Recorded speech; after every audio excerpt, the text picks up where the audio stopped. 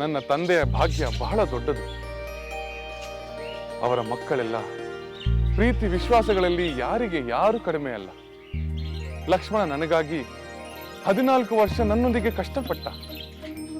ಭರತ ನನಗಾಗಿ ನಂದಿ ಗ್ರಾಮದಲ್ಲಿ 14 ವರ್ಷ ವನವಾಸ ಮಾಡಿದ. ನನ್ನ ಭಾಗ್ಯಕ್ಕೆ ಎಣೆಯುಂಟೆ. ಅಷ್ಟೇ ಅಲ್ಲ ಪ್ರಭು, ಅಯೋಧ್ಯೆಯ ಸಮಸ್ತ ಪ್ರಜೆಗಳು ನಿಮ್ಮನ್ನು ಕಾಣಲು ತುದಿಗಾಲ ಮೇಲೆ ನಿಂತಿದ್ದಾರಂತೆ. ನಾವಿನ್ನು ಹೆಚ್ಚು ವಿಳಂಬ ಮಾಡುವುದು ಬೇಡ. ಭಾರದ್ವಾಜರ ಅನುಮತಿಯನ್ನು ಪಡೆದು ನಾವು ಬೇಗನೆ ಹೊರಟು ಬಿಡೋಣ. ಭರತ, ಭರತ, ಭರತ, ಬಾ ಶತ್ರುಘ್ನ, ಬಾ. ನಿನ್ನ ದಾರಿಯನ್ನೇ ಎದುರು ನೋಡುತ್ತಿದ್ದೆ. ನಾವು ಇಷ್ಟು ವರ್ಷಗಳಿಂದ ಕಾತುರದಿಂದ ಕಾಯುತ್ತಿದ್ದ ಆ ಶುಭಗಳಿಗೆ ಬಂದೇ ಬಿಟ್ಟಿದೆ ಶತ್ರುಘ್ನ. ನಮ್ಮ ಸೋದರ ಶ್ರೀರಾಮಚಂದ್ರನು ಸೀತಾ ಲಕ್ಷ್ಮಣರ ಸಹಿತ ಮಿತ್ರ ಪರಿವಾರದೊಂದಿಗೆ ಬರುತ್ತಿದ್ದಾನೆ. ಆಹಾ, ಇದು ನಿಜವೇ ಭರತ? ಎಂತಹ ಸಂತೋಷದ ವಾರ್ತೆ ಇದು! ನನ್ನ ಹೃದಯ ಸಂತೋಷದಿಂದ ಕುಣಿದಾಡುತ್ತಿದೆ. ಈ ವಿಷಯ ನಿನಗೆ ಹೇಗೆ ತಿಳಿಯಿತು? ರಾಮ ಭಕ್ತನೆಂದು ಹೇಳಿಕೊಂಡ ವಾನರ ವೀರ ಹನುಮಂತನು ಈ ವಾರ್ತೆಯನ್ನು ನನಗೆ ತಿಳಿಸಿ ಹೋದ. ಶ್ರೀರಾಮನ ಪರಿವಾರವು ಈಗಾಗಲೇ ಭರದ್ವಾಜರ ಆಶ್ರಮದಲ್ಲಿ ತಂಗಿದೆಯಂತೆ. ನಾಳೆಯೇ ಇತ್ತ ಬರುತ್ತಿದ್ದಾರೆ. ಆ ನಾಳೆ ಹಿಂದೆ ಆಗಬಾರದಿತ್ತೆ? ಶತ್ರುಘ್ನ, ವನವಾಸದ ಅವಧಿಯಲ್ಲಿ ರಾಮ ಸೀತಾ ಲಕ್ಷ್ಮಣರು ಬಹಳ ಕಷ್ಟಪಟ್ಟಿದ್ದಾರೆ. ಸೀತೆಯ ಅಪಹರಣವೂ ಆಗಿ ಅದಕ್ಕೆ ಕಾರಣನಾದ ಲಂಕೆಯ ರಾವಣನನ್ನು ಕಿಷ್ಕಿಂಧೆಯ ವಾನರ ರಾಜ ಸುಗ್ರೀವನ ಸೈನ್ಯದ ಸಹಾಯದಿಂದ ಸಂಹರಿಸಿದ ಕಥೆಯನ್ನು ಹನುಮಂತನು ನನಗೆ ವಿವರವಾಗಿ ಹೇಳಿದ. ನಮ್ಮ ಚಿಕ್ಕಮ್ಮನವರ ಲೋಭದಿಂದ ಎಷ್ಟೆಲ್ಲ ಅನಾಹುತಗಳಾದವು. ಈಗ ಅದನ್ನೆಲ್ಲ ನೆನಪು ಮಾಡಿಕೊಳ್ಳುವುದು ಬೇಡ. ಸಂತೋಷದ ಸಂದರ್ಭದಲ್ಲಿ ಹಳೆಯ ಕಹಿಯ ನೆನಪುಗಳನ್ನು ಮರೆತು ಬಿಡಬೇಕು. ಈಗ ನಾವು ರಾಮನ ಸ್ವಾಗತಕ್ಕೆ ಸಿದ್ಧತೆಗಳನ್ನು ಮಾಡಬೇಕು. ನಾವು ಮಾಡುವುದೇನು? ಈ ವಿಷಯ ತಿಳಿದರೆ ಅಯೋಧ್ಯ ಪ್ರಜೆಗಳೇ ಇಡೀ ನಗರವನ್ನು ತಳಿರು ತೋರಣಗಳಿಂದ ಸಿಂಗರಿಸುತ್ತಾರೆ. ಎಲ್ಲ ಕಡೆ ದೇವತಾ ಪ್ರಾರ್ಥನೆಗಳು ನಡೆಯುತ್ತದೆ. ಗಾಯಕರು, ವಾದಕರು, ನರ್ತಕರು ಸಂಭ್ರಮದಿಂದ ಕುಣಿಯುತ್ತಾರೆ. ಬೀದಿ ಬೀದಿಗಳಲ್ಲಿ, ಮನೆ ಮನೆಗಳಲ್ಲಿ ರಂಗವಲ್ಲಿಗಳಿಂದ, ಹೂಮಾಲೆಗಳಿಂದ ಶೋಭಿಸುತ್ತದೆ. ಹೌದು ಶತ್ರುಘ್ನ, ನಮ್ಮ ಪ್ರಿಯ ಸೋದರ ರಾಮಚಂದ್ರನೆಂದರೆ ನಮ್ಮ ಪ್ರಜೆಗಳಿಗೆ ಎಷ್ಟು ಪ್ರೀತಿ ಎಂದು ನನಗೆ ಗೊತ್ತಿಲ್ಲವೇ? ನಮ್ಮ ಪ್ರಜೆಗಳ ಜೊತೆಗೆ ಸೈನಿಕರು ಸಹಾಯ ಮಾಡಲಿ. ಪಟ್ಟಾಭಿಷಿಕ್ತನಾಗಲಿರುವ ಅಯೋಧ್ಯೆಯ ಪ್ರಭು ಶ್ರೀರಾಮನ ಸ್ವಾಗತ ಅಭೂತಪೂರ್ವವಾಗಿರಬೇಕು. ಹಾಗೆ ಆಗಲಿ ಸೋದರ. ಈ ವಿಷಯವನ್ನು ಕುಲಗುರು ವಶಿಷ್ಠರ ಬಳಿ ಹೋಗಿ ತಿಳಿಸಿ ಬಾ.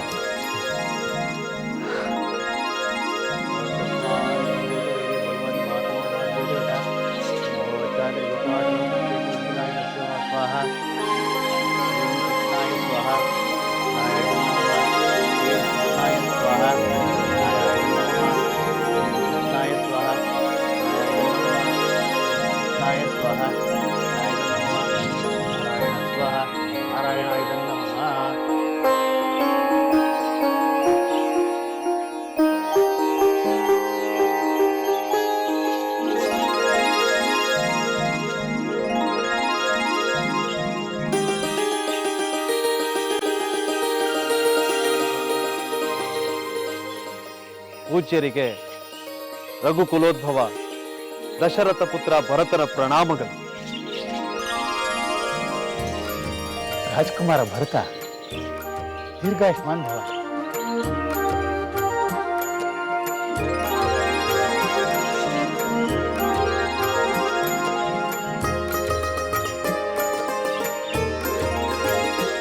ರಾಜ್ಕುಮಾರ ಭರತ, ದೀರ್ಘಕಾಲದಿಂದ ಕಾಣದ ಆನಂದದ ತಂಬೆಳಕು ನಿನ್ನ ಮುಖದಲ್ಲಿ ಕಾಣುತ್ತಿದೆ. ಅದಕ್ಕೆ ಕಾರಣವೇನು?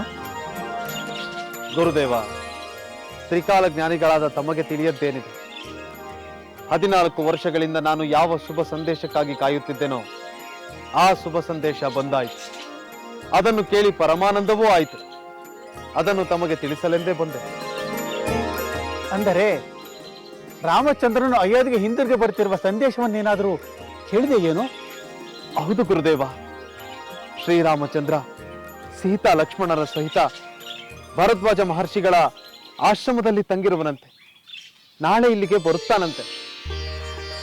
ರಾಮ ಭಕ್ತನಾದ ಹನುಮಂತನೆಂಬ ವಾನರ ವೀರ ಈ ಶುಭ ಸಂದೇಶವನ್ನು ನನಗೆ ತಿಳಿಸಿ ಹೋದ. ಭರತ, ಇದು ನಿಜವಾಗಿಯೂ ಪರಮಾನಂದದ ವಿಷಯವೇ? 14 ವರ್ಷಗಳ ಕಾಲ ನಮ್ಮ ಅಯೋಧ್ಯೆಗೆ ಕವಿದಿದ ಕಪ್ಪು ಕತ್ತಲೆ ಹರಿಯುತ್ತದೆ. ಪ್ರಜೆಗಳ ನಿರೀಕ್ಷೆ ಸಫಲವಾಗುತ್ತದೆ. ದೀರ್ಘಕಾಲದಿಂದ ಒಳಗೆ ನಿಟ್ಟಿಸಲು ಬಿಡುತ್ತಿದ್ದ ನಮ್ಮ ರಾಜ್ಯ ಸಂತೋಷ ಸಂಭ್ರಮಗಳಿಂದ ಜೀವಂತವಾಗುತ್ತದೆ. ಭರತ, ನಮ್ಮ ರಾಮಚಂದ್ರನ ಸ್ವಾಗತಕ್ಕೆ ಸಕಲ ಸಿದ್ಧತೆಗಳನ್ನು ಭರದಿಂದ ಪ್ರಾರಂಭಿಸು. ಆರಂಭಿಸುವುದೇನು ಗುರುದೇವ? ಈಗಾಗಲೇ ಆರಂಭವಾಗಿದೆ. ಶತ್ರುಘ್ನ ಅದೇ ಕೆಲಸದಲ್ಲಿ ತೊಡಗಿದ್ದಾನೆ. ಅರಮನೆಯ ಸಕಲ ಪರಿವಾರವೂ ಕಾದು ನಿಲ್ಲುತ್ತದೆ. ಇಂತಹ ಶುಭ ಸಂದರ್ಭದಲ್ಲಿ ಕುಲಗುರುಗಳಾದ ತಮ್ಮ ಉಪಸ್ಥಿತಿ ಬಹಳ ಮುಖ್ಯ. ಅದಕ್ಕೆ ತಮಗೆ ವಿಷಯ ತಿಳಿಸಲು ಧಾವಿಸಿ ಬಂದೆ. ಇದಕ್ಕಿಂತಲೂ ದೊಡ್ಡದಾದ ಭಾಗ್ಯ ಬೇರೆ ಯಾವುದಿದೆ ರಾಜಕುಮಾರ? 14 ವರ್ಷಗಳ ನಂತರ ರಾಮಚಂದ್ರನ ಅಯೋಧ್ಯೆಗೆ ಬರ್ತಿರುವ ಸಂದರ್ಭದಲ್ಲಿ ನಾವು ಇಲ್ಲದೇ ಇರುತ್ತೇವೆ. ಖಂಡಿತ ಬರುತ್ತೇವೆ. ಬಹಳ ಸಂತೋಷ ಗುರುದೇವ. ಭರತ, ಮಗನ ಪಟ್ಟಾಭಿಷೇಕವನ್ನು ಕಾಣಬೇಕೆಂದಿದ್ದ ಆ ಕೌಶಲ್ಯಾದೇವಿ ಅಂದು ನಿರಾಶೆ ಹೊಂದಿದ್ದೆ ಅಲ್ಲದೆ ಪುತ್ರ ವಿಯೋಗದ ದುಃಖವನ್ನು ಅನುಭವಿಸುತ್ತಿದ್ದಾರೆ. ಸುಮಿತ್ರೆಯು ನೋವು ತಿಂದಿದ್ದಾಳೆ. ಇವರಿಬ್ಬರಿಗೆ ಅಲ್ಲದೆ ನಿನ್ನ ತಾಯಿ ಕೈಕೇಯಿಗೂ ಈ ಶುಭ ಸಮಾಚಾರವನ್ನು ತಿಳಿಸಿ. ಹಾಗೆ ಆಗಲಿ ಗುರುದೇವ. ಶುಭವಾಗಲಿ.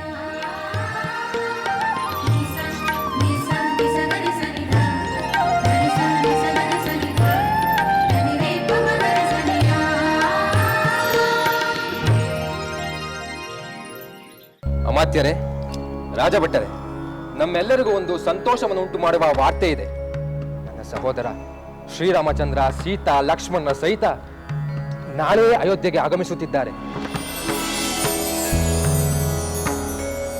ಆಹಾ, ಬಹಳ ಸಂತೋಷವಾದ ವಾರ್ತೆ ರಾಜಕುಮಾರ. ಹೊರಡು ಭೂಮಿಗೆ ಮಳೆ ಬಂದಂತಾಯಿತು. ದಶರಥಪುತ್ರ ರಾಮಚಂದ್ರನಿಗೆ, ದಶರಥಪುತ್ರ ರಾಮಚಂದ್ರನಿಗೆ, ದಶರಥಪುತ್ರ ರಾಮಚಂದ್ರನಿಗೆ. ಜೈಕಾರಗಳು ಮಾತ್ರವಲ್ಲ, ನಾವು ರಾಮನನ್ನು ಸ್ವಾಗತಿಸಲು ಸಿದ್ಧರಾಗಬೇಕು. ಅಯೋಧ್ಯ ನಗರ ಇಂದ್ರನ ಅಮರಾವತಿಯಂತೆ ಶೃಂಗಾರಗೊಳ್ಳಬೇಕು. ರಾಜಕುಮಾರ, ನಮ್ಮ ಪ್ರಜೆಗಳಿಗೆ ಇದಕ್ಕಿಂತಲೂ ಸಂತೋಷಕರವಾದ ಕಾರ್ಯ ಬೇರಾವುದಿದೆ? ನಮ್ಮ ರಾಮಚಂದ್ರನ ಸ್ವಾಗತಕ್ಕೆ ನಾವು ಏನು ಬೇಕಾದ್ರೆ ಮಾಡುತ್ತೇವೆ ಪ್ರಭು. ಏನು ಮಾಡಬೇಕೆಂದು ಹೇಳಿ ರಾಜಕುಮಾರ. ಅಯೋಧ್ಯೆಯಿಂದ ನಂದಿ ಗ್ರಾಮದೊಳಗಿನ ಎಲ್ಲಾ ಮಾರ್ಗವನ್ನು ಹಳ್ಳ ತಿಟ್ಟುಗಳಿಂದ ಸರಿಪಡಿಸಬೇಕು. ಆ ಮಾರ್ಗವನ್ನು ಶೀತಲ ಜಲವನ್ನು ಸಿಂಪಡಿಸಿ ತಂಪುಗೊಳಿಸಬೇಕು. ಹಾದಿ ಉದ್ದಕ್ಕೂ ಸುಗಂಧ ಭರಿತವಾದ ಸುಂದರವಾದ ಹೂಮಾಲೆಗಳಿಂದ ಅಲಂಕರಿಸಬೇಕು. ಅಲಂಕರಿಸುತ್ತೇವೆ. ನಮ್ಮ ನಗರದ ಬೀದಿ ಬೀದಿಗಳಲ್ಲಿ ಧ್ವಜ ಪತಾಕೆಗಳನ್ನು ಹಾರಿಸಬೇಕು. ಹಾರಿಸುತ್ತೇವೆ ಪ್ರಭು. ಸೂರ್ಯೋದಯವಾಗುವಷ್ಟರಲ್ಲಿ ಮನೆ ಮನೆಗಳು ರಂಗವಲ್ಲಿಗಳಿಂದ ಹೂಮಾಲೆಗಳಿಂದ ಸಿಂಗಾರಗೊಳ್ಳಬೇಕು. ಅದನ್ನು ತಾವು ಹೇಳಬೇಕಾಗಿಲ್ಲ ರಾಜಕುಮಾರ. ಎಲ್ಲರೂ ತಾವೇ ಅದನ್ನು ಮಾಡುತ್ತಾರೆ. ಹೌದು ಅಮಾತ್ಯರೇ, ನನ್ನ ಉತ್ಸಾಹವನ್ನೇ ನನಗೆ ತಡೆದುಕೊಳ್ಳಲಾಗುತ್ತಿಲ್ಲ. ಇನ್ನು ಪ್ರಜೆಗಳ ಉತ್ಸಾಹ ಸಮುದ್ರದ ತೆರೆಗಳಂತೆ ಉಕ್ಕಿ ಹರಿಯುವುದರಲ್ಲಿ ಯಾವುದೇ ಸಂಶಯವಿಲ್ಲ. ಅರಮನೆಯ ವ್ಯವಸ್ಥೆಯನ್ನು ನಾನು ನೋಡಿಕೊಳ್ಳುತ್ತೇನೆ. ನೀವಿನ್ನು ಹೊರಡಿ. ರಾಮಚಂದ್ರನಿಗೆ, ದಶರಥಪುತ್ರ ರಾಮಚಂದ್ರನಿಗೆ, ರಾಮಚಂದ್ರನಿಗೆ, ದಶರಥಪುತ್ರ ರಾಮಚಂದ್ರನಿಗೆ. ಪೂಜ್ಯರೇ, ತಮ್ಮ ಅನುಗ್ರಹ ಮತ್ತು ಆತಿಥ್ಯಗಳಿಂದ ನಾವು ಕೃತಾರ್ಥರಾದೆವು. ನಮಗಿನ್ನು ಅಯೋಧ್ಯೆಗೆ ಹೊರಡಲು ಅನುಮತಿ ನೀಡಿ. ರಾಮಚಂದ್ರ, ನಿಮ್ಮನ್ನು ಹೆಚ್ಚು ಕಾಲ ಇಲ್ಲಿ ಉಳಿಸಿಕೊಳ್ಳುವುದು ಸಾಧುವಲ್ಲ ಎಂಬುದು ನಮಗೆ ಗೊತ್ತು. ಏಕೆಂದರೆ ಅಲ್ಲಿ ನಂದಿ ಗ್ರಾಮದಲ್ಲಿ, ಅಯೋಧ್ಯೆಯಲ್ಲಿ ಎಷ್ಟೋ ಜೀವಗಳು ನಿಮ್ಮ ಆಗಮನವನ್ನು ಕಾತುರದಿಂದ ಕಾಯುತ್ತಿವೆ. ಇಷ್ಟು ವರ್ಷಗಳ ಅವರ ಪ್ರಾರ್ಥನೆ ಇಂದು ಸಫಲವಾಗುತ್ತಿದೆ. ನಿಮ್ಮನ್ನು ಕಂಡು ಅವರ ದುಃಖ ನಿವಾರಣೆಯಾಗಬೇಕು. ನವ ಚೈತನ್ಯದ ಶುಭೋದಯವಾಗಬೇಕು. ಪೂಜ್ಯರೇ, 14 ವರ್ಷಗಳ ಹಿಂದೆ ಮೊದಲು ತಮ್ಮ ಹರಕೆಯನ್ನು ಪಡೆದು ನಾವು ವನವಾಸವನ್ನು ಆರಂಭಿಸಿದೆವು. ಈಗ ಮತ್ತೆ ನಮ್ಮ ವನವಾಸವನ್ನು ಮುಗಿಸಿ ಅಯೋಧ್ಯೆಗೆ ಮರಳುತ್ತಿರುವಾಗ ತಮ್ಮ ಅನುಗ್ರಹದ ಭಾಗ್ಯ ದೊರಕಿತು. ನಾನು, ನನ್ನ ಪತ್ನಿ, ನನ್ನ ಸೋದರ ಮತ್ತು ನನ್ನ ಮಿತ್ರರು ನಿಮಗೆ ಕೃತಜ್ಞತೆಯಿಂದ ನಮಸ್ಕರಿಸುತ್ತೇವೆ. ರಾಮಚಂದ್ರ, ನೀನು ಪುರುಷೋತ್ತಮ, ಸತ್ಯ ಪರಾಕ್ರಮಿ, ದುಷ್ಟ ಶಿಕ್ಷಕ, ಶಿಷ್ಟ ರಕ್ಷಕ, ಅಸಾಮಾನ್ಯ ವೀರನಾದರೂ ಗುರು ಹಿರಿಯರಲ್ಲಿ ನೀನು ಇಟ್ಟಿರುವ ಪ್ರೀತಿ ಗೌರವಗಳು ಅನುಕರಣೀಯ. ನಿನಗೆ ಮಂಗಳವಾಗಲಿ ಮಗು. ನೀನು ಅಯೋಧ್ಯೆಯಲ್ಲಿ ಪಟ್ಟಾಭಿಷಿಕ್ತನಾಗಿ ಸಮಸ್ತ ಪ್ರಜೆಗಳನ್ನು ಧರ್ಮದಿಂದ ಪಾಲನೆ ಮಾಡುತ್ತಾ ಕೀರ್ತಿವಂತನಾಗು. ನಿನ್ನದು ರಾಮರಾಜ್ಯವೆಂದು ಲೋಕವಿಖ್ಯಾತವಾಗಲಿ.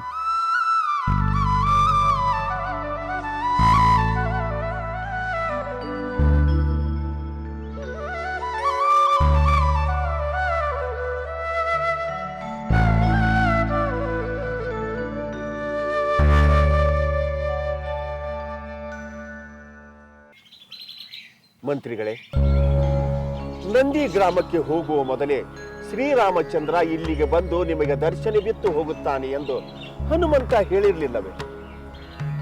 ನಾವು ಕೂಡ ರಾಮ ಮತ್ತು ಆತನ ಪರಿವಾರವನ್ನು ಗಂಗಾ ನದಿ ದಾಟಿಸಲು ನಾವೆಗಳನ್ನು ಸಿದ್ಧ ಮಾಡಿಕೊಂಡು ಕುಳಿತಿದ್ದೇವೆ. ಅವರೇಕೆ ಇನ್ನೂ ಬರುತ್ತಿಲ್ಲ? ಏಕೆ ತಡವಾಗುತ್ತಿದೆ?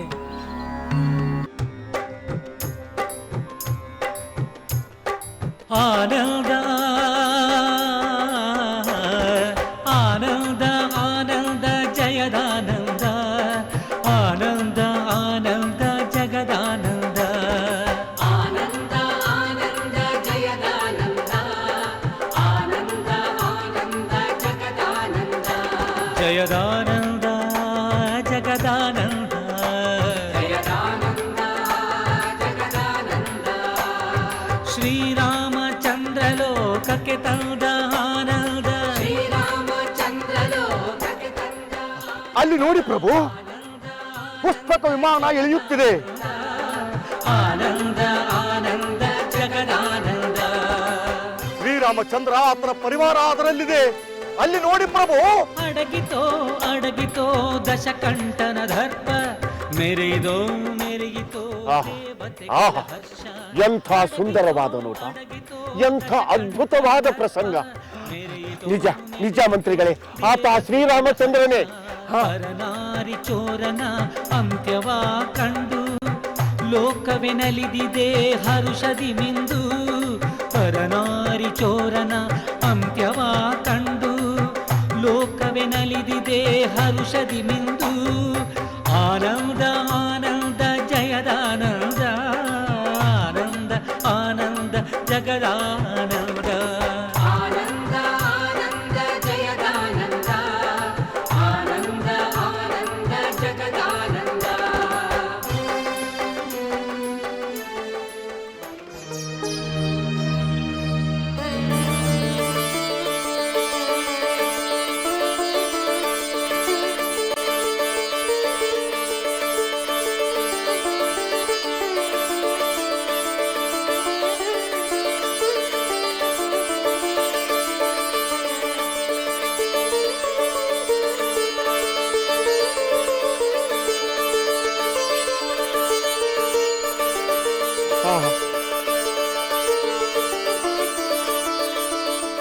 ಆಹಾ, ಶ್ರೀರಾಮಚಂದ್ರ ಶ್ರೀರಾಮಚಂದ್ರ.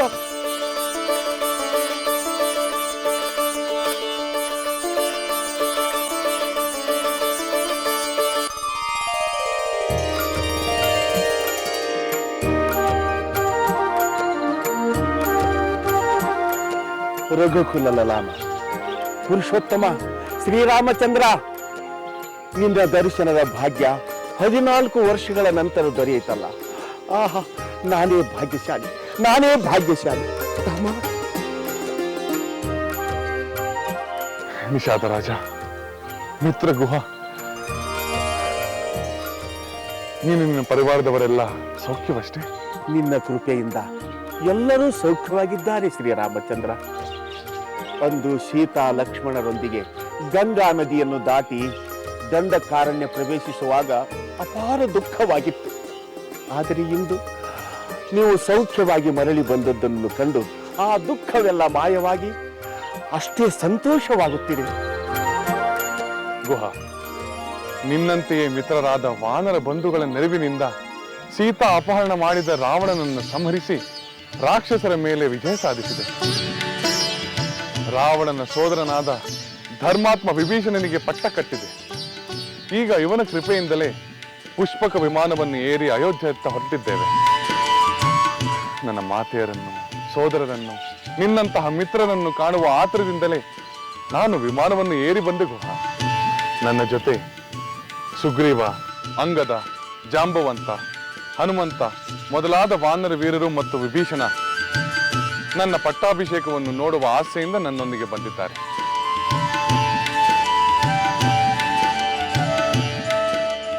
ನಿನ್ನ ಪಟ್ಟಾಭಿಷೇಕವೆಂಬುದು ಭುವನದ ಭಾಗ್ಯ ಶ್ರೀರಾಮಚಂದ್ರ.